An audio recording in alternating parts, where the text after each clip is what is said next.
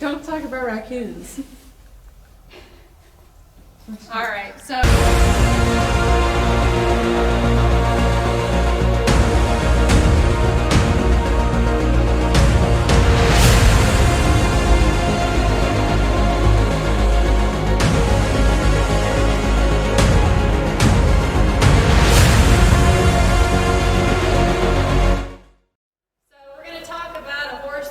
Tendency to suck back in the turn.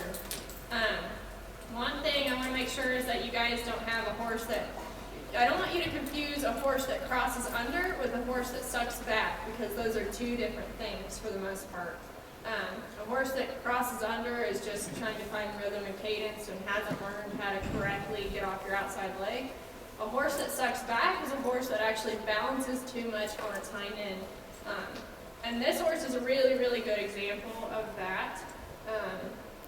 He always crosses over. There's no problems with him crossing under, but he gets so sucked back on his hind end that it actually looks like he's trying to crawl around a barrel, and it essentially limits the speed of his turnaround. So I'm going to show you guys a little drill that we do with him to fix that and to get him thinking a little more forward in that turn. So I'm going to have Andrea, we're only going to turn him to the left because that's his worst side, but I'm going to have her show you what he turns like to the left, just without doing anything to it. Just lay the rein, outside leg, and let's see how he turns. And then I'll show you how we work on that every day to get it better. So, Andrea, why don't you take him out here? Nope, just take him right there and stop in the center.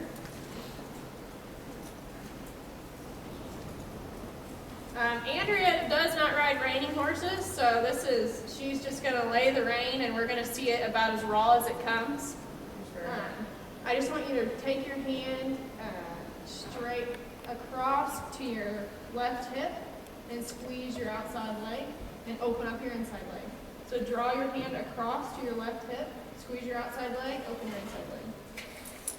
Yep. Once he starts turning, don't keep pulling your hand across, just keep it in one position.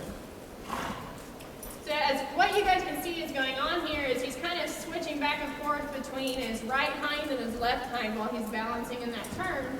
And he's sucking back so far that he's bending around his own barrel. A horse that does that can only turn so fast, and then they're just limited from there on out. So what I like to do with him is I actually take him two-handed. So go ahead and take him two-handed. And we're going to do a similar drill that you would do with the horse that crosses under. I'm going to have you trot him in a circle to the left, two-handed. And as you're trotting, I want you to kind of pick up on his face and get him up here and squeeze your outside leg so that you can feel his barrel kind of coming to the inside of the turn. Almost like you're asking him to lean into that turn. If you feel like while you're trotting, he is sucking back or he's not, or he's waiting on your leg, I want you to kick him forward. So come right back over to the center when you do it. And you're just going to trot maybe a 5-6 foot circle. I want you to keep that outside rein on his neck and squeeze your outside leg in. So I don't want him to bend so much. There you go. Think about keeping his head and neck as straight as possible. Like right there, see how he's sucking back already? That's exactly what he's going to do in the turnaround. So while he sucks back there, I want you to kick him forward off your leg. There you go. Good. Good. Keep going. Keep going. Keep going. Okay, when you're ready, when he feels right, I want you to say, whoa, lay your outside rein, and turn to the left.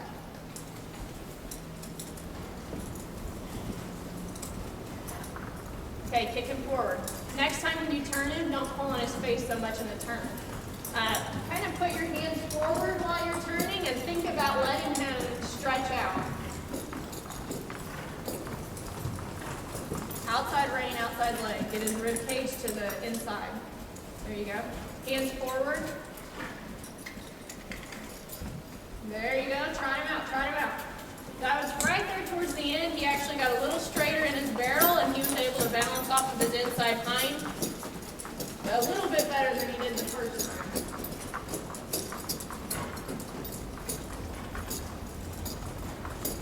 Don't bend his nose to the outside. Try to keep his head and neck straight. Just stay right out here in front of me if you can.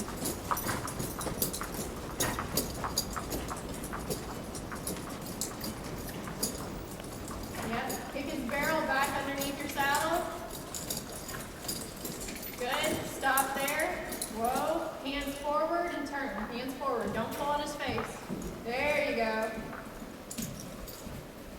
Good. Trot him out. Trot him out. Good. And then right back to straightening that barrel up underneath your saddle. Next time you turn him, I want you to give him a little bit more rein. You can loosen up your reins actually right now while you're trying. There you go. Still keep that outside rein on his neck. Okay, push his barrel back under the saddle. Push it, push it, push it, and then turn, turn. Hands forward. Good, whoa. Much better. So that's kind of a little drill we would do to fix that. You know, obviously Andrea's really riding reining horses, so that's what she's probably 100% sure what she's feeling for, but at least you can see it in the So we've swapped horses, and I'm essentially going to do the same drill that I just helped Andrea with, and hopefully you guys can maybe see a little bit of a difference. So I'm going to trot him forward here, and I try to keep my arms out in front of me and straight, because I don't want to think about pulling him back or limiting what he's doing with his front feet. But I do need him to respond to my outside rein and stay straight off of it. So kind of what I have going on here is a V from his mouth to my hands. So I'm holding my hands straight out here, as straight as I can, and I'm turning him off my outside leg and outside rein. So my goal by keeping my hands like this is that I keep his head and neck straight. Part of the reason why this horse sucks back so much is because he overbends. So I'm trying to put everything back straight. It's a cool problem to have because usually only super athletic horses do this, but it can also really limit them. So I feel like I got everything straight. Put my hands forward here and let him turn. If I feel him suck back, I'm going to kick him out, put my hands forward, and go right back to being straight. Keep your body straight.